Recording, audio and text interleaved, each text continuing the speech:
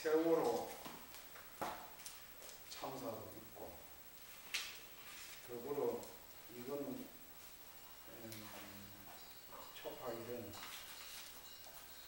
연휴의 제일 끝에 있어가지고 그 금년에 경원사 그동안에 초파의 행사가 오는데 사람은 제일 적게 왔어요. 그러나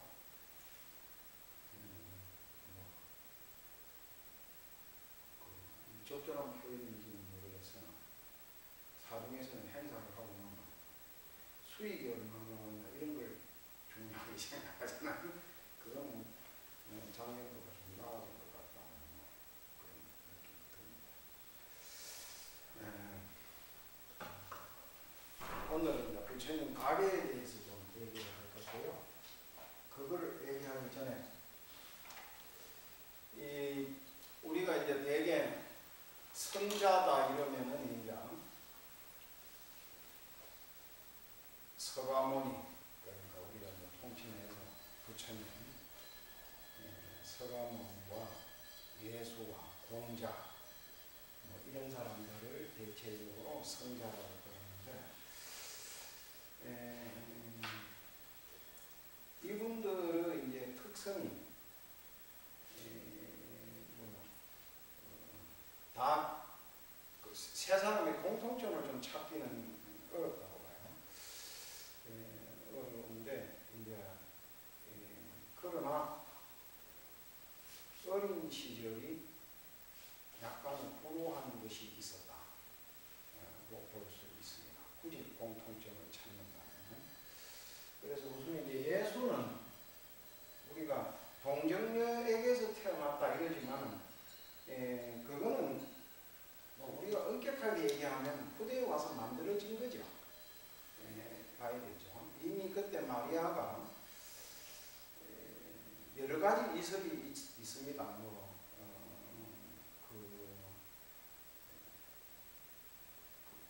마리아가 그 당시에 요셉이라고 하는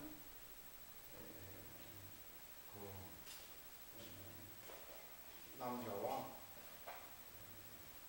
결혼을 했다. 그런데 결혼을 했지만 같이 잠자리는 하지 않았다. 이렇게 그런데 예수가 태어났다. 이거는 이제 예수를 신비화하기 위해서 만들어진 하나의 가설이다. 이렇게 봐야겠죠. 결혼도 하지 않은 그러니까 처녀였다고 할 것 같으면 그런 또 가령 아버지가 누군지는 모른다 이렇게 얘기할 수도 있지만 실제 생물학적 아버지는 요셉이라고 하는 것이 하여튼 역사적 정경으로 다 나타나고 있는 거니까요. 그렇게 되어 있습니다. 가난한 집, 떠돌이. 그리고 아버지의 직업은 뭐냐, 목수. 그 당시에 목수가 그렇게 대접받는 직업이냐 그렇지는 않았던 것 같아요. 그것뿐만 아니라 어느 구석에서나 그런 심각한 노동을 하는 것은 어느 시대를 막론하고 굉장히 예우받고 존경받는 그런 것은 아니죠. 그러나 이제 목수도 이제 목수 나름인데 굉장히 수준 높은 건축을 할 수 있는 그런 목수는 또 크게 대접받는 수도 있지만 그 상치의 이스라엘에서 목수는 움집 비슷한 걸 짓는 정도의 수준이었기 때문에 크게 존경받는 직업은 아니었다. 오히려 어부가 상당히 존경받는 직업이었다 그래요. 그 당시에 나사렛을 중심으로 한 그 이스라엘 지역에서는 호수라든가 내지는 그런 데서 고기를 잡는 어부는 상당히 존경받는 직업이라고 해요. 그래서 우리가 우뚝 생각할 때 베드로라고 하는 사람이 어부 출신인데 그 사람이 신분이 상당히 미천한 것처럼 이렇게 오해하는 수가 있는데 그렇지 않다고 해요. 굉장히 부잣집에 베드로는 상당히 존경받는 직업이었다. 어부가 그런 얘기도 하죠.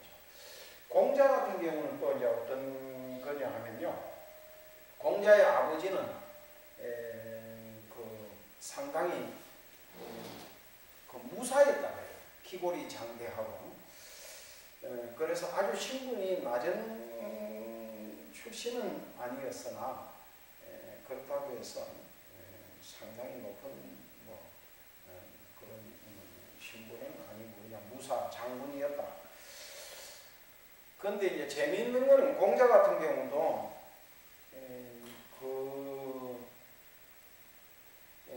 가문을 내세울 만한 크게 내세울 만한 자랑할 만한 것은 별로 없었다. 그 이제 나이가 공자의 아버지가 70이 넘은 70 중반에 이르는 그런 나이 때에 16살 요즘 사회 같으면 큰일 나죠. 비난 대상이죠. 정식 혼례를 치른 것도 아니고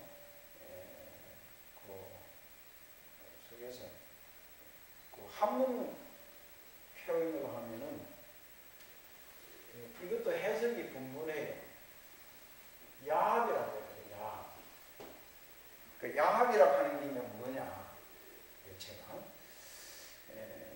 우리가 뭐 어떻게 보면 좀 정식 공식적인 만 거수를 안 하고 뭐 어떻게 절차를 거치지 않고 어떤 사람이 손을 맞잡고 뭔가를 공약을 꾸미면 아, 저 사람이 야합을 했다 뭐 이러잖아요. 그랬을 때 저 글자를 씁니다.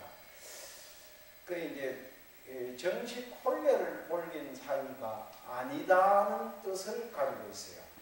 그 16살 먹는 처녀와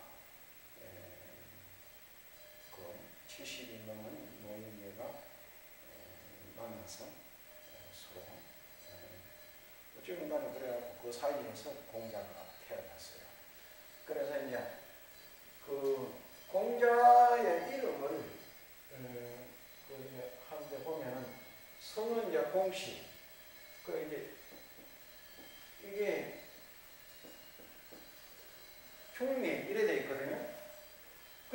이 주자가 무슨 뭐냐 위에 형님이 있다는 뜻이에요. 이제 그것을 하면 막백자라고 해가지고 이게 그 백자를 쓴다든가 이러면은 이제 그거는 큰 아들이라는 뜻이고 이거는 중간의 아들이라는 뜻이죠. 그리고 이제 그 밑에 이제 뭐 개자를 쓰면은 그거는 이제 막내 뭐 또는 세 번째 아들 내지는 막내 아들 이런 뜻으로 사용이 옛날에는 그렇게 하는데 그래 이제 이 미구상 밑에서 태어났다 이래가지고 중미 또는 공구 이렇게 하죠. 구자. 공구. 이거는 뭐냐면 산이 미구산이라는 산이 이렇게 크게 높은 산이 못 되고 낮은 산에 불과한 언덕 정도에 불과하기 때문에 이게 이런 이름을 붙이지 않았느냐. 그래서 그 산에서 이제 그 아들을 좋은 아들을 놓으려고 그 어머니가 그 70인 늙은 오늘 죽을지 내일 죽을지 모르는 그런 노인네한테 아기를 잉태를 했으니까 마음이 불안한 것도 있었겠지만 산에 가서 기도를 열심히 했다고요. 그 미구산이라는 산이죠.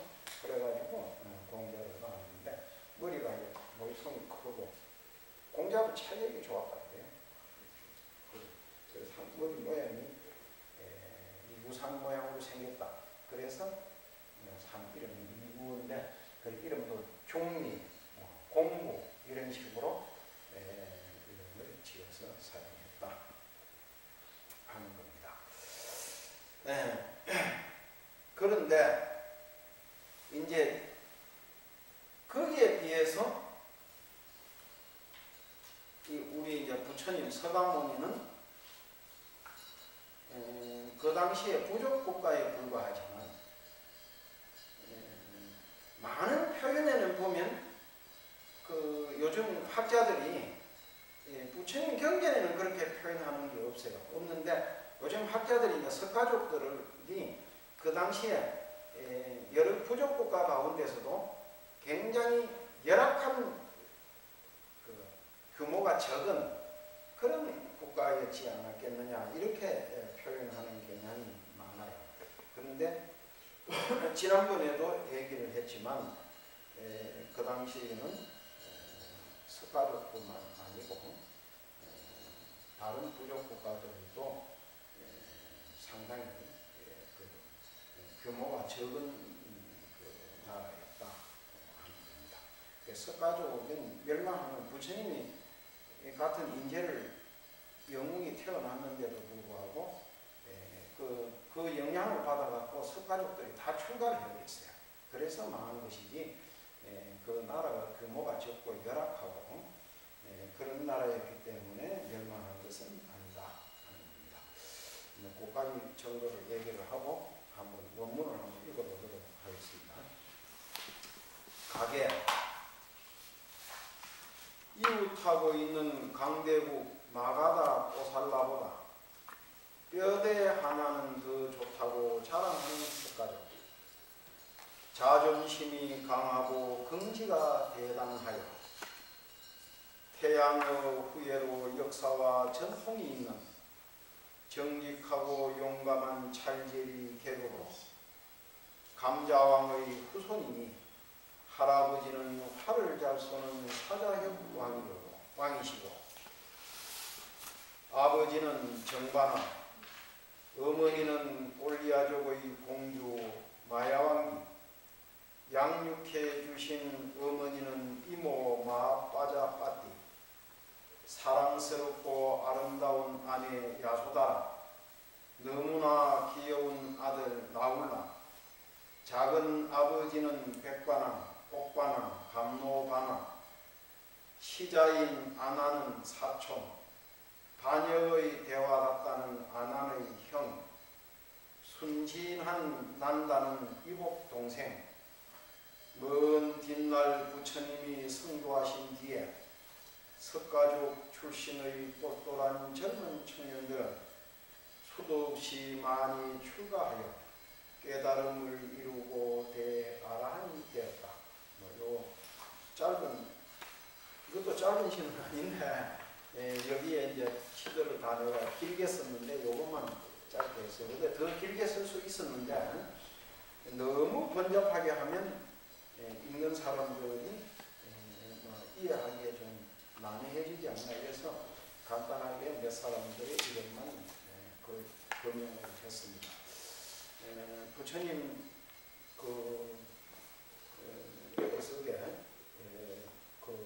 이 경전에 보면은 굉장히 복잡해요.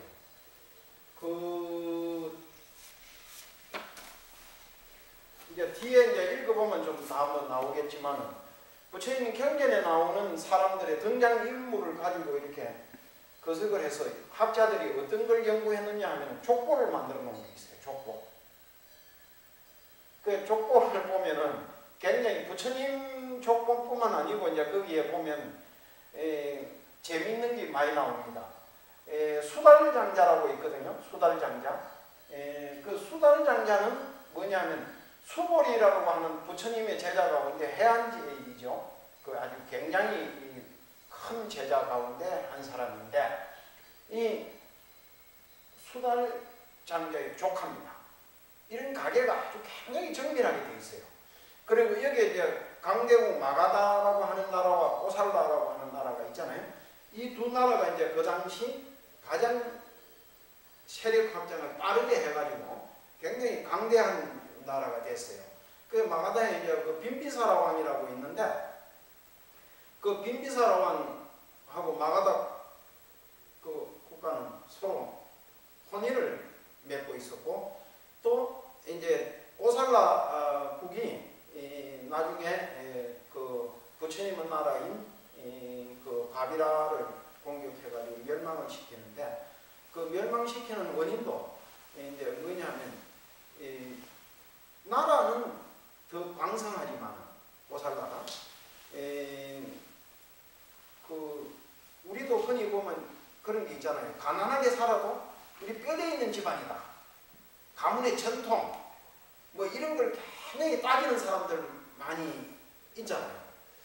그런 것처럼 석가족도 그 당시에 주변 국가 것들에 비해서 우리가 그 가장 전통 있고 명문이다 하는 그런 자긍심이 대단했다고 봐요. 그거는 이제 뭐에서 나타나느냐면 꼬살라국에서 혼맥을 맺자고 요청이 왔어요. 그래 왔을 때 그 가비라국에 있는 예쁜 공교 하나를 빨리 시집을 보냈으면 됐는데 그러지를 않고 하인 출신의 여성을 그쪽으로 보낸다고. 그 보내는 이유가 뭐냐면 너같이 그게 근본도 없고 시시한 나라하고 우리가 혼맥을 맺을 수 있나 이렇게 보낸 거예요. 그런데 그게 하인 출신의 아들이 태어나가지고 왕자가 돼가지고 외갓집에 왔을 거 아니에요. 가비라국에 왔을 때 그 같은 왕자들끼리 놀면서 그걸 얘기를 저 부모들한테 들어서 알 거 아니에요. 어린 애들이. 그러니까 에이구 지금 하인 출신이 까불고 있네 이러고 비난을 한대요. 그게 그래갖고 걔가 나이 돌아가지고 꼬살라의 왕이 됩니다. 왕이 돼가지고 나의 그 가비라고 쳐요. 내가 자세한 얘기는 안 하는 것이 뒤에 다 나와 있기 때문에 그래. 그걸 또 얘기할 아주 중요한 대목이기 때문에 얘기할 대목이 그 기회가 있을 걸로 보고 이 정도만 얘기를 하겠습니다. 그래서 한편 이웃하고 있는 강대국 마가다 꼬살라보다 뼈대 하나는 더 좋다고 자랑하는 석가죠. 그런 자긍심이 굉장했다고 하는 것이 경전에 곳곳에 숨어 있어요. 그 자존심이 강하고 긍지가 대단하여 태양의 구애로 역사와 전통이 있는 정직하고 용감한 찰지를 있게 되었다 하는 겁니다. 그래서 이제 사자왕의 후손, 감자왕의 후손이고 할아버지는 사자혈인데 여기에서 이제 약간 뭐 이런 것까지 얘기 안 해도 되지만 얘기가 나왔으니까 이제 그 하는데 이제 이 정관 부족 국가인데 이제 이 부족 국가니까 어떻게 되냐면 이렇게 되어 있는 거예요. 이게 이제 우리가 정관왕이 있고 그러면 이제 옆에 형제들이 쭉 있을 거 아니에요. 근데 거기에서 보면 이제 뭐 무슨 여기 뭐 보면 나오죠. 곡관왕, 감로반왕 뭐 이렇게 하는데 다 이 반자를 쓰는 거예요. 반자. 이렇게 쓰는 반자입니다. 한문으로. 이 반자를 써가지고 이게는 이제 무엇을 상징하느냐 하면 이 나라가 쌀농사를 짓는 나라다 하는 것을 상징해요. 쌀농사를. 그래서 이 인도가 이제 주식이 쌀인데 그래서 인도에도 가면 지금도 우리도 쌀 그러잖아요. 쌀. 인도 사람들도 발음을 쌀이라고 합니다. 그래서 이제 농경 국가들이 가지고 있는 것이 유목민들하고 달리 이렇게 저 위에서부터 이렇게 내려가서 흩어지잖아요. 이제 하나는 이쪽으로 내려가고 하나는 이쪽으로 내려가고 거리가 몇 천리 몇 마리 떨어진 거리에 나가서 또 몇천 년 동안 서로 문화 교류가 없이 서로 발전해 와도 몇 가지 언어, 아주 중요한 언어 몇 가지는 변화하지 않는다. 그래서 그 우리가 지금 어순 말로 가지고 이렇게 구별을 할 때 그 우리는 혈통으로는 몽골리안족이지만 말로는 이게 뭐 무슨 언어라고 하는 뭐 만성 선생님 우리 언어를 무슨 언어라고 그래요? 우랄알타이어족이라 합니다. 네? 알타리어. 우랄알타이어. 알타리어들이 가지고 있는 특성, 그래 이제 몇 가지가 있는데 거기에 이제 농경을 하는 데는 쌀. 그래서 우리는 쌍시옷으로 쌀 이러는데 인도에는 가면 살 그런다 그래. 살. 뭐 실치 그런가? 실치 그래? 네, 비슷합니다. 그렇게 발음을 한다 그래요. 그리고 이제 이 정반왕인데 여기 이제 동생 이름이 백반왕이거든요. 그래서 이게 이제 백반왕인데 흰 쌀이라는 뜻으로 백반이냐, 이제 한문 구석에 이게 맛백자 백반이냐 이게 따라 다른데 그래서 정반왕의 형이 아니냐 백반왕이. 두 번째 가 아니냐 뭐 이렇게 하는데 경전의 여러 가지 내용을 종합해 볼 때는 제일 큰 아들이 맞기는 맞는다고 봐야 되겠어요. 그리고 아주 무술이 그 활을 잘 쏘았다고 하는 것으로는 무예가 뛰어난 그런 부족이었다고 하는 겁니다. 그리고 어머니는 이제 꼴리아족이고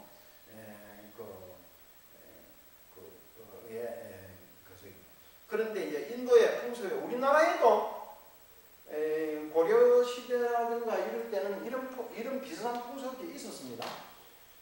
신라 시대도 그런 것이 있고요. 그게 이게 뭐냐 하면 우리가 이제 지금 부처님의 어머니가 마야 부인인데 이 마야 부인이 죽고 나서 마하빠자파티 그 여동생인 마하빠자파티가 다시 정번하고 혼인을 했는가 아니면 이미 죽기 이전에 그 동생인 마하빠자파티가 둘째 부인으로 그것을 정반왕의 부인으로 있었던 것인가? 이거는 이제 내가 어떻게 해서 확답할 수가 없어요. 내가 의문점을 많이 갖고 있는데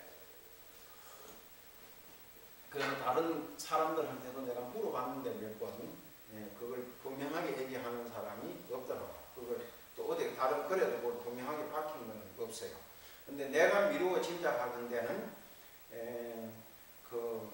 죽고 난 뒤에 간 건 아닐 것이다. 왜 그러냐? 그 고대 사회에서는 상당히 혼인을 빨리 하는데 언니인 마야 부인이 결혼하고도 한참 동안 경전 내용으로 보면 오랫동안 아들이 없었다고 하는 것으로 비루어 볼 때 결혼한 지도 오래됐고 그렇다고 할 것 같으면 마하빠자파티도 공기를 놓친 녀석까지 오랫동안 결혼을 안 하고 있었다는 것도 의문스럽고 그래서 바로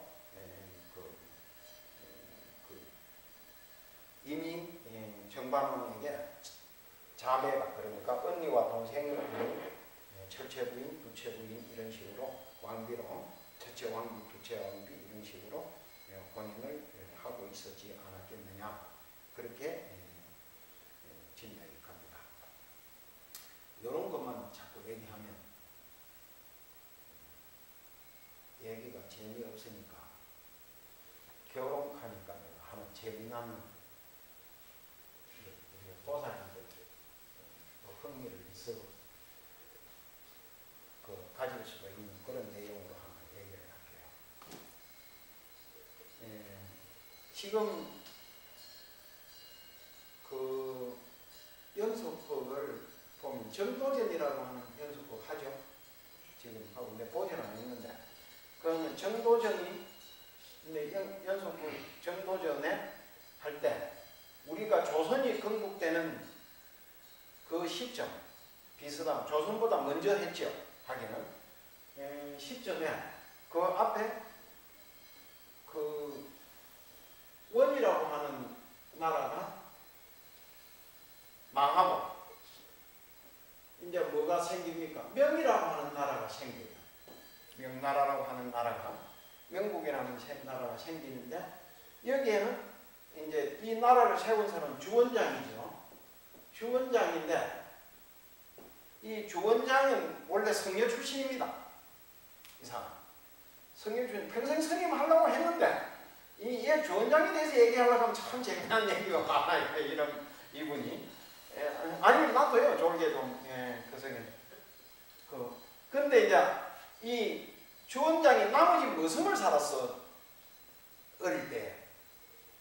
살 때 같이 무슨살이도 하고 그랬던 사람 가운데 하나가 서벌이라고 하는 사람이 있어요. 서벌장군이라고 아주 유명한 이 주원장이 나중에 이제 큰 뜻을 품고 나라를 건국할 때 자기 고향 친구 나머지 무슨 사든 이 서벌을 불러온 거야. 그 어릴 때 같이 뭐 소도 먹이고 뭐 나무도 하고 뭐 이랬을 거 아니에요. 그때 주원장도 타고난 기골이 장대하고 힘이 장사였고 그렇겠죠. 출중한 그런 인물이니까 미천한 신분이 그 나중에 나라를 크게 세웠죠. 그 중국의 완전히 소위 말해 쌍놈 출신이 나라를 건국한 사람은 두 사람 있습니다. 역사적으로 사실은 두 사람. 그게 누구냐 하면 한나라 항고조와 주원장이라는 사람. 우리나라는 없어요. 우리나라는 지금 미천한 출신이 얇은 놈이 한번 들고 일어나서 그게 나라를 세워본 경험이 없는 나라입니다. 근데 중국에는 있어요. 근데 나중에 모태동이가 딱 중공을 건국하고 난 뒤에 그랬다고 합니다. 자기가 세 번째 미천한 출신으로서 나라를 건국했다. 그렇게 얘기했다는 거예요. 모태동이가 죽고 난 뒤에 또 모태동이 뭐 국가 명칭이라는 건 뭐 근본적인 걸 다 들고 뿌린 건 아니지만 강천이라든가 모태동의 세력을 들고 엎어버리고 다시 새로운 중공을 건설했다고 봐야 되죠.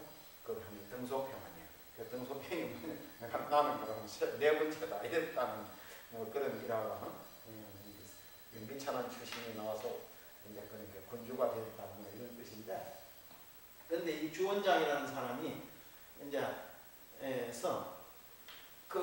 이 주원장의 아들이 영락이라고 하는 것이 있어요. 이 명나라 황제로서는 제일 강대한 황제예요. 이 묘하게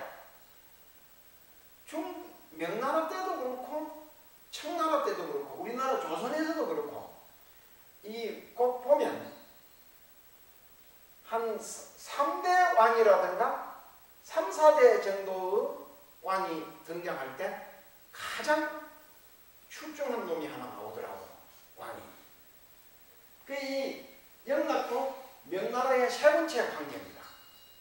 그럼 명나라를 굉장히 강성한 나라로 만들어요. 이 영락이라는 사람이. 그런데 이제 이 서벌이라는 사람의 딸하고 영락이 결혼을 했어요. 결혼을 해가지고 했는데 이 영락이 큰아들이 아닌 거야. 우리나라 이게 이방원이처럼 비슷해요. 자기 위에 형이 있는데 형이 일찍 죽어버리고 그러면 조카가 이제 왕이 된 거야. 이 조카가 삼촌들이 기세가 등등하니까 그 위에 이제 큰아들은 왕을 못하고 죽었죠. 그래서 주원장이 죽을 때 참 고민을 많이 해. 영락한테 왕자리를 줘야 되느냐 아니면 그냥 장손인 손자에게 왕자를 줘야 되느냐 고민을 많이 하는데 결국은 그 친아들 거석도 있고 자기 거석이 해서 그 손자한테 줬는데 나중에 영락이 확 들고 버려가지고 그 조카를 쫓아내고 자기가 왕이 되는 거예요. 그 왕이 되는데 그때 우리도 세조가 우리도 그런 비슷한 게 있잖아요. 세조가 단임 쫓아내고 왕이 되잖아요. 중국에서 그런 게 있는 거예요. 그러면서 명나라를 그렇게 섬기면서 우리 또 그걸 용납 못한다고 우리나라 선비들은 그렇게 하는데 이 영락에게 본부인이 죽어버렸어. 자기 황제가 되고 나서 얼마 안 있어도 죽었어요. 자기 왕비가. 그게 황비가 죽으니까 어떻게 하냐면 거기에 이제 이 유명한 이 습자를 읽었어요. 서교공이라고 하는 그 왕비의 여동생이야. 여동생. 그 여동생한테 청혼을 한다고. 청혼을 하는데 아니 여사로서는 왕비가 되는 그게 황태비가 되는 거는 굉장한 거 아니에요. 그 황제 황후가 되는 것은 굉장한 영광인데 거절. 선무 요거 거절. 옛날에도 그런 여성들이 있어요. 그렇게 도도한 3번이나 결혼을 해달라고 그러니까 그 당시에 이제 그 영락도 금원령을 내리고 막 딱 낙점해버리면 끝이에요. 황제는 뭐 그게 결혼을 뭐 청혼을 하고 이런 게 없거든. 그냥 불러다가 그냥 그래서 해버리면 끝나는 건데, 근데 그렇게 하지 않고, 그 나중에 이제 이 섬묘검에 오빠를 시켜서 이제 사람을 보내서 마지막으로 요청을 한다. 그러니까 이 섬묘검이 편지를 써요. 그러니까 황제한테 편지를 쓰면서 그 종명식이라고 하는 말이 나오는데, 거기에 보면 이제 그게 이게 세국종자, 울면자, 이 종명식이라고 하는 건데, 이게 이제 우리 지금으로 말하면 굉장히 성대하게 무슨 성찬을 차려놓고 음식을 먹는다 이런 걸 표현하는 것 같아요. 종을 울려서 식구들이, 대송간의 식구들이 다 모여가지고 아주 그런 명문 큰 집안에서는 그렇게 식사를 하겠죠. 이제 뭐 집이 크니까 구석구석에 있으니까 우리 절에도 스님들이 식사 때가 목탁을 치더니 종을 울리잖아요. 그러면 밥종이 울리면 이제 쭉 가서 밥을 먹는 것처럼 그걸 종명식이라고 그러는 것 같아. 그 이제 표현해 보면 그런 것은 나는 즐거워하지 않는다. 그렇게 검소하고 나물밥에 그 산에서 나는 산채나물에 소박하게 먹고 깨끗한 삶을 사는 것을 원한다고 하는 그런 내용으로 편지를 거절한다고.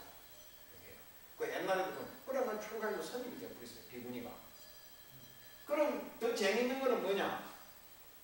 이 영락이라는 사람 왕이 그 뒤에 왕비를 안 들여. 그냥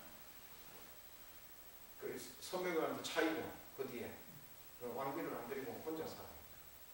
옛날에 그런 구석에도 그런 이야기도 있다. 옛날 사람들도 그렇게 아름다운 이야기들이 있다 이런 뜻이에요. 그 이제 그 사랑스럽고 아름다운 아내 야소다라, 너무나 귀여운 아들 라울라. 그 야소다라에게 이제 그 인도의 풍습에는 뒤에 보면 또 다 보면 나옵니다만 야소다라의 편에서 나오는데 실달 태자가 야소다라에게 청혼을 할 때 보석을 이렇게 뭐 보낸다 뭐 이렇게 그런 모양이에요. 그걸 하는 게 아니고 그 여자가 이제 남자한테 이렇게 보내는 거예요. 우리도 이렇게 뭐 애들, 나는 일찍 스님이 돼서 그런 걸 한 번도 못 해봤는데 미팅을 하면 그런다면서요. 뭐 지가 가져간 물건을 이렇게 쭉 내놓으면 그 여자애들이 뭐 내놓는가? 남자애들이 내놓나요? 그러면 여자들이 그걸 딱 집으면 걔하고 서로 같이 가서 데이트하고 뭐 그렇게 하는 그런 게 있다면서. 그런 것처럼 이제 그 여자가 이렇게 보석을 보내면 남자가 이렇게 딱 그거 짚으면 본인이 성사되는 모양이에요. 근데 야소다라는 안 보내는 거야. 그걸 안 보내니까 이제 면서 뭐냐면 정말 나하고 혼인을 하고 싶다면 그 딸을 보석을 보내는 게 무슨 의미가 있겠느냐. 내 자신이 있는데 이런 식으로 그 아주 도도한 그런 여성이에요. 야소다라. 그리고 그 아들, 그 야소다라에게서 난 아들이 있는데 이름이 나울라였다. 이 나울라는 의미가 뭐냐면 장애라는 뜻이에요. 방해. 왜 방해냐?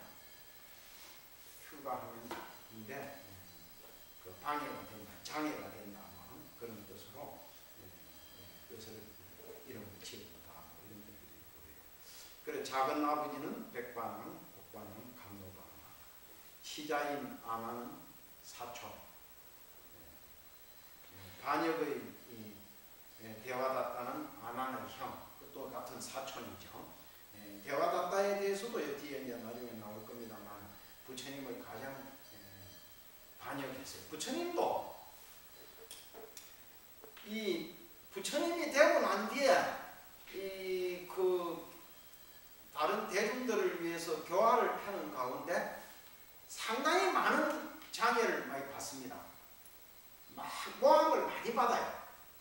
부처님을 시기해가지고 너무 인기가 출중하고 막 이렇게 그것을 하니까 어떻게 해든지 부처님을 암살하려고 하는 사람들이 많이 나왔어요. 그래가지고 막 스캔들을 만든다고, 가짜로. 이게 그때 복음을 통해서 제일 이 수행자라든지 내지는 이 성직자들에게 가장 곤혹스러운 것은 어떤 거냐? 스캔들입니다. 스캔들.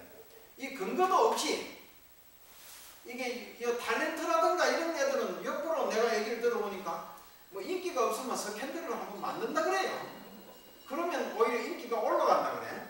그런데 이게 이제 스님들 내지는 뭐 스님들뿐만 아니라 다른 것을 하는데 특히 스님들 같은 경우는 그게 심해요. 그런 스캔들이 한번 나버리면 치명적인 것이 된다. 근데 그런 것만도 아니야. 진짜 인물이 출중한 사람은 스캔들을 이렇게 때문에 위대한 고성이 되기도 해요. 그게 누구냐? 대표적인 사람이 원효 스님이야. 이 동서고금 일본에도 그런 스님이 있어요. 일본에도 참 굉장히 일본의 매력적인 스님으로 하는 스님인데 이름이 일요라고 하는 스님이에요. 일요라고 하는 스님인데 이 일요 이제 일본 이름으로 일본 발음으로 우리 발음으로 이제 한문하면 이른데 일본 발음 뭐라고 하나? ikkyu 이렇게 발음해요. ikk유라고 하는 스님인데요. 천황의 아들이야. 아버지가 천황이니까 굉장한 귀족이죠. 귀족 중에. 그 출가의 스님이 됐어. 근데 이 스님이 일생 살아가면서 몇 번의 스캔들이 있다고. 그거 오늘 시간이 서모금 얘기만 해도 그래서 한데 하나 겹갈래로 나오는 것 같지만 얘기를 하나 할게요. 이 ikk유라고 하는 스님이 평생 은둔 비슷하게 사는 스님이에요. 그런데 일본에서는 우리나라에서는 원효를 가장 존경하는 것처럼 이 ikk유 스님 일본 사람들이 제일 존경하는 위대한 스님입니다. 일본 사람들은 아니면 최고로 치는 스님이에요. 그런데 이 스님이 산중에 토굴에 혼자 이렇게 살고 있으니까 그 밑에 마을 사람들이 천황의 아들인지 뭐 어쩐지 그런 걸 모르죠. 이제 어떤 스님이 하나 와서 살고 있는데 훌륭한 스님이니까 마을 사람들이 다 존경하는 거야. 그런데 그 마을에 가장 무슨 영향력이 큰 유지의 딸이 처녀의 몸으로 시집도 안 가고 처녀의 몸으로 잉태를 했어. 애를 뵌 거예요. 그게 날벼락이 떨어진 거 아니에요, 이제. 그래 이제 아버지가 일본 사람들은 굉장하잖아요. 그거. 마음은 촥 이러고 끝이잖아요. 그냥. 그게 가문을 수치를 망신을 시키다 이거 딸도 뭐 목을 쳐서 죽이 뿌리는 거야. 그러니까 이 처녀애가 상당히 이제 당혹스럽게 된 거예요. 이건 뭐 진실을 밝히게 되면 그 아버지가 누구냐 하면 그 남자도 죽고 쟤도 죽는 거야. 그래 남자애는 야반 도주를 해서 도망을 갔어. 무시마에 도망을 가고 자기 이제 아기를 뵀는데 이거 죽일 수는 없고 그래 나중에 그 출세해서 이제 다시 돌아오겠다고 이제 남자애는 떠났죠. 고향을 떠나고 이제 아기를 뵈야 되는데 그 아기 아버지가 누구냐 이러니까 저 부산에서 공부하고 있는 스님이에요. 그러니까 가장 왜 그랬느냐? 자기 아버지가 가장 존경하는 사람이 가장 겁을 내고 그분이라고 하면 절절 매는 걸 봤거든. 그러니까 길하고 잃어버린 거예요. 이게 어떻게 되겠어요? 그냥 차마 그 스님을 그 큰 존경하던 스님을 죽일 수는 없는 거 아니에요? 딸이 아기를 놓으니까 아기를 뺏어가지고 가서 그 스님을 갖다 주고 당신이 난 아들이니까 이 스님은 입장에서는 무슨 날벼락도 이런 날벼락이 없잖아요. 예, 아무 말 안 하고 키우는 거야. 그 애기를. 이 내 애기도 아닌데 왜 갖다 나한테 이렇게 갖다 합니까? 왜 이렇게 오해를 하냐? 뭐 아니 변명을 한다든가 이런 게 없어. 그냥 애를 키우는 거예요. 그리고 세월이 흘러서 애가 7, 8살 먹을 때까지 키웠어. 온갖 수모를 다 받은 거야. 애를 얻고 가서 그 핏덩어리를 갖다 줬으니까 그 젖을 동양에서 먹여야 될 거 아니에요. 그러니까 사람들이 그렇게 존경하던 스님인데 남의 처녀를 건드리라고 애기를 낳았으니까 뭐 욕할 거 아니에요. 도인인 줄 알았더니 참 추잡한 저런 스님이 어디 있는 말이지. 그 부모는 왜 그래 갖다 자기 딸은 이제 그리고 입 닦아 버리고 애기 낳았다는 소리도 안 하고 그냥 데리고 있는 거지 이제. 그러니까 이 스님이 땡기면 젖봉양을 그렇게 키운 거예요. 그런데 그 도망간 그 애기 아빠가 나가가지고 이제 전쟁에 가서 공도 세우고 뭐 어떻게 하고 이제 출세하고 장군이 돼가지고 금이한양에 돌아온 거예요. 그 부모로서는 이제 상상도 할 수 없을 정도로 큰 장수가 돼가지고 돌아와서 그 얘기를 사실을 이제 20집보를 하는 거 아니겠어요? 그 하니까 이게 큰 실수를 했거든. 그래 가가지고 그 애기를 데리고 온 거야. 그러니까 그 소문이 퍼졌으니까 그 스님이 얼마나 존경했겠어요. 이 스님이 그 거울을 버리고 막 떠나버려. 그렇게 소모를 할 때는 그 데리고 다니면서 애기 키우고 그렇게 해놓고 다 해놓고 사람들이 이제 오해가 불려가지고 이거 참 도인이구나 하고 존경하려고 하고 이제 찾아가면 막 떠나버리고 없어져 버리는 거예요. 그런 것인데 부처님도 마찬가지로 뭐 어떤 여인의 아기를 뵀다 뭐 이런 스캔들도 일어나고 그런가 뭐 다 그렇지는 않겠지만 그래서 스님들한테서 일어나는 스캔들 80%는 거의 다 뻥이죠. 거짓말인 경우가 많아요. 부처님도 그런 수모를 당했으니까. 그래 이제 하고 대화다따라고 하는 사람은 그래 사촌 동생임에도 불구하고 부처님을 죽이려고 한 사람 가운데 대표적인 사람이에요. 경전에서 그렇게 하고 그러고 이복 동생 그러니까 마하바자빠띠 자기 이모이면서 자기를 길러준 생모참 양육모죠. 그런 마하바자빠띠의 아들이 누구냐면 순전한 난다예요. 이 난다 같은 경우는 또 뒤에 또 나옵니다. 나오는데 이제 미리 좀 살짝 양념으로 얘기를 해주는데 결혼을 해요. 그 결혼하고 혼인하는 날짜에 부처님이 가셨어. 이게 스님들은 결혼식 하는데 줄에다가 가달라고 하면 가지. 뭐 나도 결혼식에 잘 축하해주러 가고 뭐 이런 거 장례식에 가고 그런 거 하는데 나는 어릴 때부터 내가 교육을 그래 받아가지고 절에 어디 큰 절에 무슨 낙성식 한다. 어떤 스님 돌아가셔서 장례식 한다. 또 무슨 뭐 한다. 뭐 어떤 스님 뭐 주의스님 무슨 큰 뭐 하고 뭐 취임식 그 진산이라 그러잖아요. 진산식 그런 건 내가 안 가는 사람이야. 그런데 나를 별도로 초청해가지고 나한테 무슨 거룩한 법문이나 해달라고 하면 내 차마 그런 요즘 그런 것도 잘 안 가지만 옛날에 그러면 내가 가죠. 뭐 진산식 하는데 나를 특별히 초청해서 그 진산 법을 해달라. 그러면 내가 가지. 그런데 하객으로 그냥 그 가서 뭐 뒷전에 없어서 뭐 하고 이런 걸 내가 안 가는 사람이야. 안 가는데 이 부처님 역시 그러셨을 거 아니에요? 그런데 자기 그 동생 이복 동생이지 동생인 그 난다가 결혼식 하는데 갔어요. 가가지고 왜 왔나 싶으면 부처님이 오니까 사람들이 거기서 했을 거 아니에요. 왔나 난다의 손을 딱 잡고 아무 말도 안 하고 나를 좀 따라와라. 데리고 가고 그럼 어디서 가고 스님 본인 의사도 물어보도 안 하고 그래가지고 난다가 이제 추가에 스님 됐는데 그 경전 내용에 보면 결혼해서 첫날 밤도 못 치르고 온 그 자기 색시가 생각이 날 거 아니에요. 마누라가 아내가 그리고 가지고 눈에 살짝만 보이는 게 공부가 안 되는 거야. 그 나중에 도저히 못 참으니까 부처님한테 나 도저히 못 견디겠습니다. 집에 돌아가야 되지 뭐. 그래서 하니까 부처님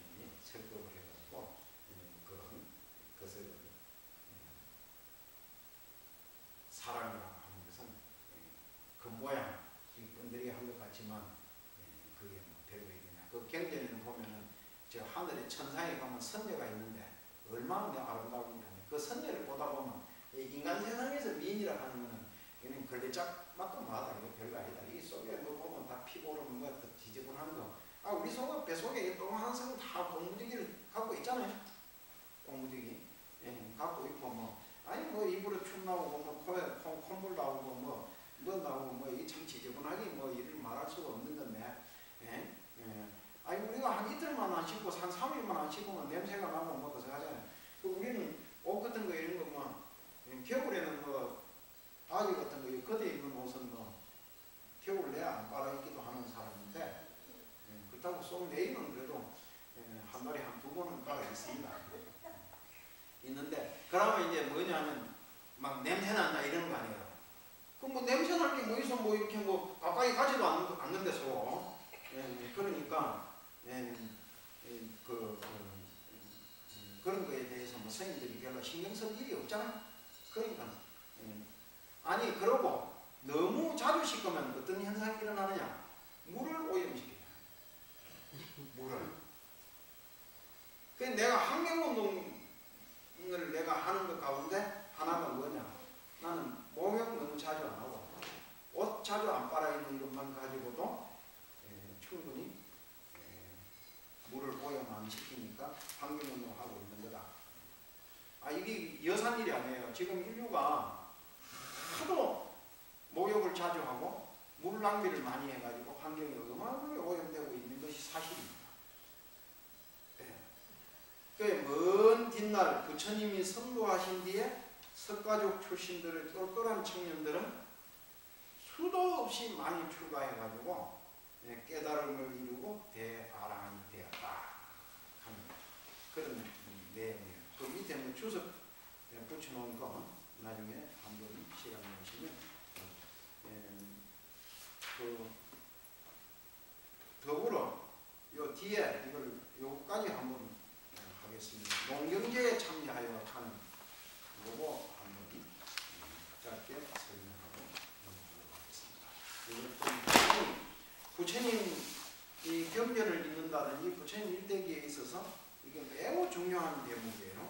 봄날 따뜻한 날에 나무며 풀들이 새롭게 싹을 틔우고 새들도 짝을 지어 둥지에 깃들 때 정반왕은 태자와 여러 문무 대신들을 거느리고 밭갈고 씨 뿌리는 농경제에 참석을 하였는데 그 경사스러운 축제 분위기 속에 소를 몰고 보석으로 땅을 갈아엎었을 때에 땅 속에 살고 있는 벌레들이 놀라서 기어나오고 하늘을 나는 새들은 그 벌레들을 연신히 쪼아먹고 그런 풍경을 유심히 살펴본 태자는 아 저것이 양육강식이구나.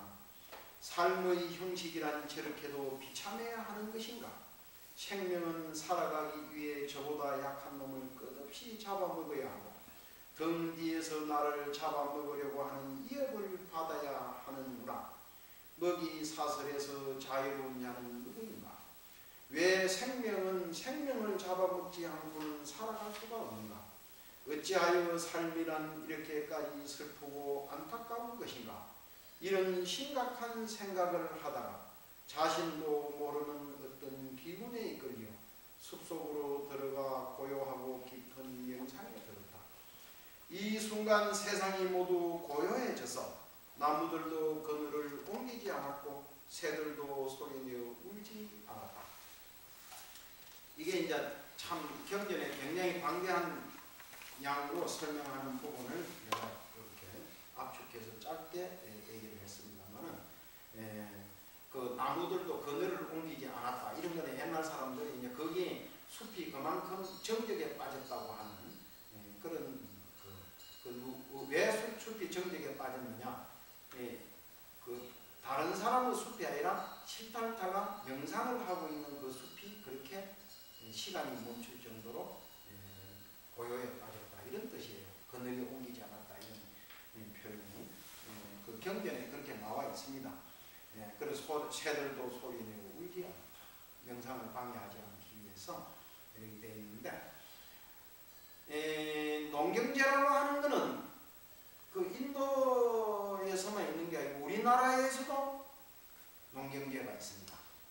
그래서 우리가 우선에 지금은 그걸 안 하더라고. 박정희 때까지만 하더라도 박정희의 가장 1년 중에 중요한 행사 가운데 하나가 뭐예요? 모내기 처리되면 직접 저 양주나 뭐 여주 이런 데 논에 찾아가서 농민들하고 같이 밀짚 모자 쓰고 이거 하는 거 아니에요. 그게 뭐 하루 종일 하고 오겠어요? 한 20, 30분도 안 하는 거야. 그게 카메라 몇 개 찍기 위해서 이거 하는 거 아니에요. 옷, 바지, 둥둥 거지 하고. 그래 형식적으로 그렇게 하고 오는 건데 실제 조선시대에는 요즘같이 신문, 텔레비 뭐 이런 데서 카메라 뭐 이런 거 가지고 사진 찍고 이런 것이 그걸 요즘은 그것만 보이지만 하는 걸로 보이잖아요. 근데 옛날에는 그런 게 아니거든. 그러니까 진짜 임금하기도 참 힘들어요. 그 농경제가 되면 가서 직접 임금이 그걸 해야 되는 거예요. 그리고 임금이 직접 모를 심고 농사를 짓는 논이 그 속에 가면 어디고 창경 이쪽엔 창경궁이고 이쪽에는 무슨 비원. 네? 비원. 비원을 요즘 무슨 궁이라고 뭐 있잖아요. 옛날에 일본 놈들이 비원이라고 하고 창덕궁이요? 창덕궁이라고 하나 그걸 그 사이에 그 이쪽 저 안에 들어가면 그 논이 있어요. 그 안에 궁 안에 그 논이. 그거 가서 직접 임금도 그 농사를 짓는 거예요. 논이 크진 않아. 뭐 한 2마지기 정도 되는 정도의 논다라이가 있다고요. 그래서 거기에 그게 이제 농경사회가 가지고 있는 그 왕비도 가서 똥을 따고 누에를 키우는 걸 잠시 가서 한번 하는 거예요. 그걸.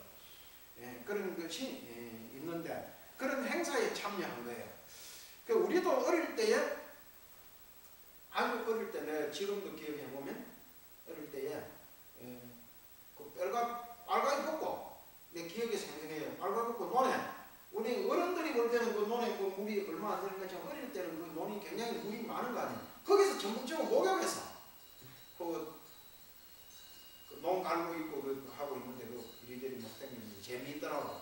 그래 거기에 취해서 있었지. 그러면 지금도 이렇게 밭을 갈면 새들이 나와서 벌레를 쪼아먹고 이렇게 뒤에 새들이 따라다닙니다. 그렇게 하는 것을 흔하게 볼 수 있는 장면이다. 쉽게 말해서. 그러니까 고귀한 신분에 있는 사람만이 아니고 누구나 다 어릴 때에 그게 부모들이 농사 짓는데 밭을 갈고 논을 갈면 벌레들이 나오고 그러면 새들이 와서 쪼아먹고 하는 그런 풍경을 많이 볼 수 있습니다. 우리 시골에 이제 논을 이렇게 가는데 그 논에 이렇게 보면 그 논 속에 먹을 게 참 많이 있어요. 그걸 가라를 보면. 그럼 그거 주스로 댕기지. 그 고등어라고 있잖아요. 그것도 줍고 또 그거 말고 논에 이렇게 가루 내서 뭐 하는. 그게 있어요. 그거 먹으면 고소하니 맛있어. 고사리 맛이 내고 뿌리가 통통한 게 있어요. 그거 주스다가 그거 먹기도 하고 그러는 그런 거나 했지. 이렇게 부처님처럼 양육강식의 머리 사설에 대한 이런 심각한 고민을 하지 못했다 하는 겁니다. 그런데 이 대목이 왜 중요하냐 하면 이때 부처님이 가서 숲속에 들어가서 명상을 했어요. 그 뒤에 출가해가지고 수행을 할 때 6년 보행을 끝나고 난 뒤에 도를 못 통했어요. 아주 심각하게 어렵게 보행을 했지만 못 통했는데 뭐냐면 어릴 때 이 농경제 때 잠시 숲속에 앉아서 명상을 했던 그때의 기억을 살려서 명상을 통해서 도를 깨달는 것을 알고 그걸 통해서 결국은 도를 깨달았다. 이런 뜻이에요. 그래서 이 대목이 부처님 경전에서는 더할 수 없이 매우 소중한 내용을 가지고 있다 하는 겁니다. 그 끝으로 이제 하나 요것만 더 읽고 끝내겠습니다. 성장시기 오늘 3개나 있는데 28페이지죠. 장차 인류 역사에 가장 위대한 성자가 될 태자이니 성장하면서도 다방면에 뛰어난 재능이 있는 것은 당연한 일. 학문을 익히고 칼과 활을 다루는 법, 창을 쓰고 코끼리를 길들이는 법, 말을 타고 마차를 모는 것, 군사를 조련하고 병서를 두루입고 천문과 지리는 물론이고 여러 가지 고전을 다 선벽하였다. 석가족의 무술대회에 나가서 500명의 경쟁자를 물리치고 당당하게 우승도 하였다. 그렇지만 태자는 자주 혼자 명상에 빠지고 삶은 왜 고통과 번민이 많은가? 세상은 왜 불공평한 것들이 이렇게 많은가? 그런 골치 아픈 것들을 고민하여 스스로 고뇌와 갈등을 많이 하였다. 이게요, 우리가 흔히 하는 말로 절에 또 있으면 아이고 스님 참 좋으시겠어요. 예, 좋습니다. 참 경기 좋고 한 데서 아무 걱정 없이 사시니까 얼마나 좋으세요. 스님들은 정말 걱정이 없는가. 이 고뇌할 줄 모르는 사람은 도를 못 닦습니다. 그러니까 원초적인 고뇌, 근원적인 고뇌를 할 줄 알아야 됩니다. 그 장사가 안 돼가지고 걱정을 한다든지, 뭐 취직을 못해서, 또는 뭐 상사한테 뭐 삐뽀해가지고 뭐 그게 어떻게 하면 저런 뭐 상사 저 꼴 좀 안 보고 사나 이런 거에 대한 고민은 없겠죠. 지극히.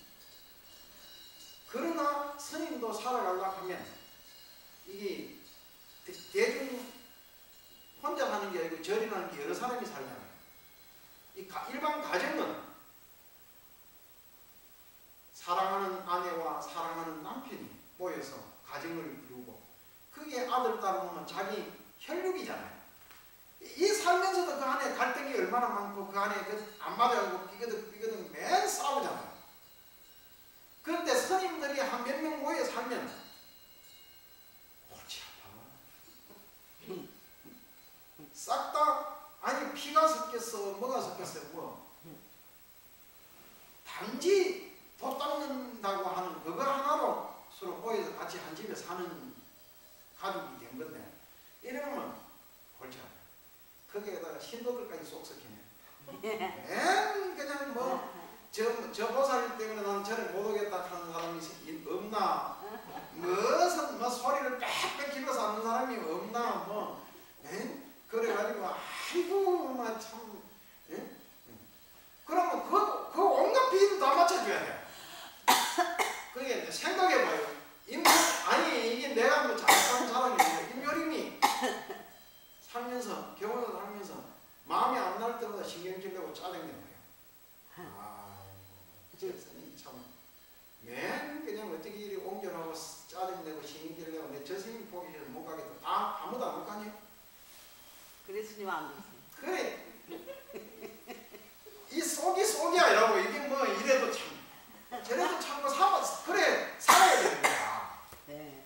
그래 그게 이제 그 도 닦는 건데 그런 지극히 인간적인 고뇌에서부터 스님들은 거기에 플러스 보태가지고 뭐 하냐 일반 사람들이 못하는 고뇌가 하죠. 인생이 뭐인가. 부모 형제 버리고 야 추가 스님 됐는데 벌써 나이가 60이 넘어가지고 이래 되는데 내가 이룬 게 뭐가 있나. 밤에 잠이 안 와가지고 불편한 거지. 뒤적거리네.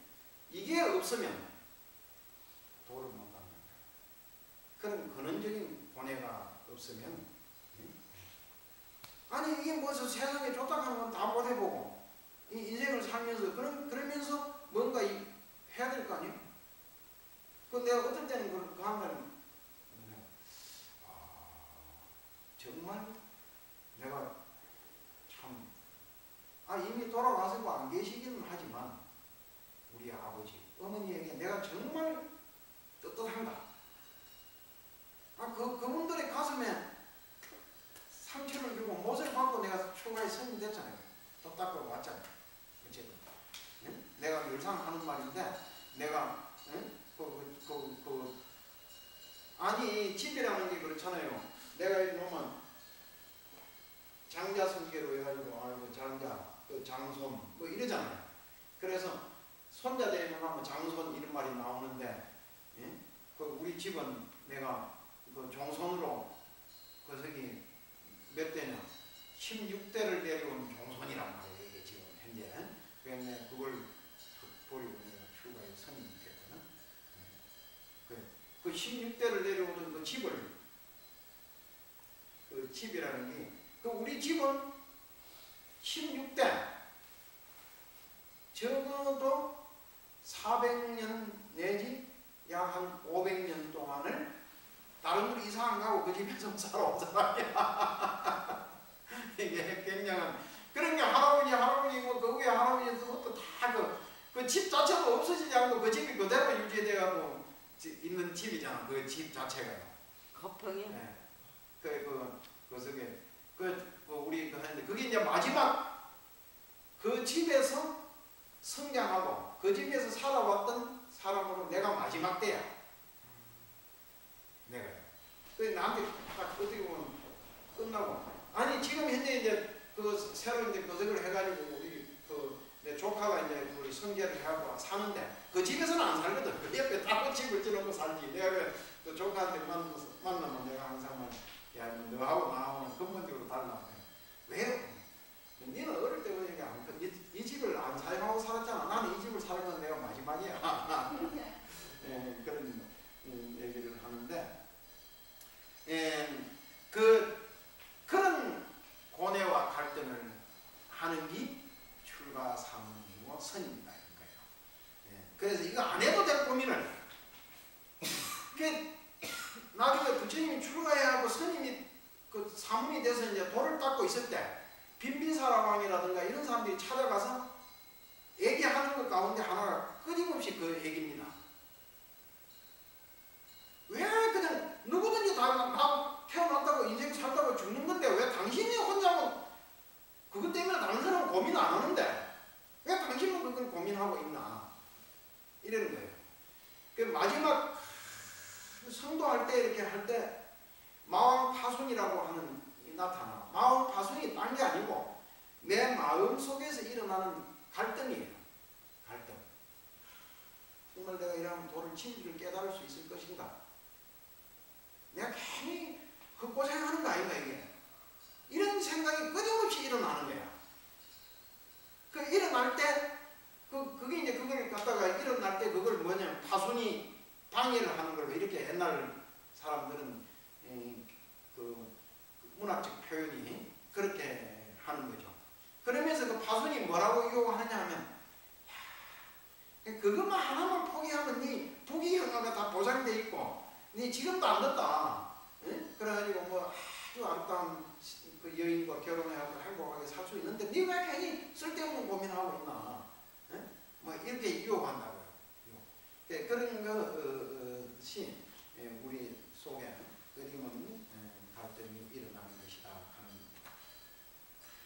겁니다. 석가족의 무술대에 이제 나가고 500명의 경쟁자를 물리치고 당당하게 우승하였다 하는 이런 것도 우리가 보면은 반드시 서가모니라고 하는 한 성자를 미화하고 그 신격화하기 위해서 막 그게 꾸민 거 아니냐 이렇게 볼 수도 없지 않아 있어요. 왜냐하면 많은 사람들이 복음을 통해서 미화시키잖아요. 막 보면 북한에 가면 김일성이 막 택도 없는 소리로 가지고 막 미화를 시켜놓잖아. 김정일이 막 미화를 시켜놓고 우리나라는 그러면 그 북한의 김정일이 김일성이면 그럽니까? 우리나라도 보면 뭐 박정희, 이승만 얼마나 많은 미화를 시키고 그게 막 신격화를 시키고 그랬었잖아요. 지금도 보면 그렇게 하는 본인 스스로도 또 자기가 훌륭하게 되면요 자기를 미화시키고 싶어하는 욕구가 막 일어납니다. 이 속에서 자기 삶을 진실하게 말하고 싶지 않은데 뭔가 막 남보기에 뭐 굉장한 것처럼 이렇게 보이도록 꾸미고 싶죠. 그래서 자서전에 이는 그대로 다 믿을 수 없다. 오히려 성인 이순신조차도 난중일기에 상당히 허수가 있다고 하는 것을 요즘 학자들이 발견하고, 그 중에 대표적인 게 원균이라는 사람이 나쁜 놈이기는 하다. 그러나 이순신이 얘기한 것만큼 그렇게 나쁜 사람이냐? 막 이순신이 그 보면 원균을 얘기할 때 보면 아주 원색적인 비난을 하거든요. 아주 그 난중일기에는 보면. 그래서 요즘 학자들이 그렇게 얘기하는 것처럼 사람은 개인적으로 자기를 미화시키고자 하는 그런 욕구를 많이 가지고 있다, 이런 거예요. 그래서 이 서가모니의 그 출가 이전의 왕자 시절에 살아왔던 부분 같은 것은 상당히 미화된 부분이 없지 않을 것이다. 그렇게 볼 수 있어요. 그러나 또 한편 뒤집어 생각하면 적어도 인류 역사상 이렇게 위대한 이인이 없는데, 우리가 볼 때 이런 분이 뭐 이 정도는 안 됐겠느냐, 이 정도는. 뭐 그게 가서 뭐 무술 같은 거 뭐 이런 거 하는데 뭐 그게 척척척척 뭐 하면 해가지고 그게 다른 놈보다 탁월한 실력을 좀 보여줄 수 있는 기지, 뭐 그걸 꼭 미화했다고 봐야 되냐, 그걸 그렇게 볼 수 없는 부분들이 많이 있다. 그리고 타고난 분에 명석한 분인데, 그분이 또 왕자로서, 나라의 왕자로서 쉽게 말하면 최고 엘리트 교육을 받는 거 아니에요. 최고의 교육을. 그래 받는데 아주 그 다방면에 뛰어나죠. 막 무술 같은 것도 최고의 실력 있는 놈이 와서 가르칠 거 아니에요. 왕자니까. 그 무술 잘하지 뭐까지 못할 게 뭐 있겠어요. 그리고 뭐 병서라든가 그게 뭐 무슨 여러 가지 천문 지리 같은 거 이런 거 막 공부를 하면 굉장한 실력으로 공부를 했을 것이다. 그리고 이 서가모니가 태어난 이 시점에는 이미 그 인도에는 특히 베다 성경 같은 이런 고전이, 인류의 고전이 다 완성되어 있는 시점이고, 그것뿐만 아니라 여러 고전들이 굉장히 많이 발전돼 있었다. 그리고 문자 같은 것도 굉장히 높게 발전돼 있었다. 지금 현재 인류사를 연구하는 사람들이 얘기하는 걸 보면 인류가 최초 어느 문명권에서 가장 먼저 문자를 사용했느냐 하는, 인도가 가장 먼저 사용했다고 하는 걸로 얘기하는 학자들이 얘기를 하고 있어요. 그런 걸로 볼 때 상당히 높은 수준의 문자가 이루어져 있었고, 그 부처님이 그런 것을 다 섭렵해서 공부했었다고 하는 것을 알고 있어요. 그래서 끝으로 그런 높은 수준의 교육을 받은 사람이라야 높은 수준의 명상을 할 수 있어요.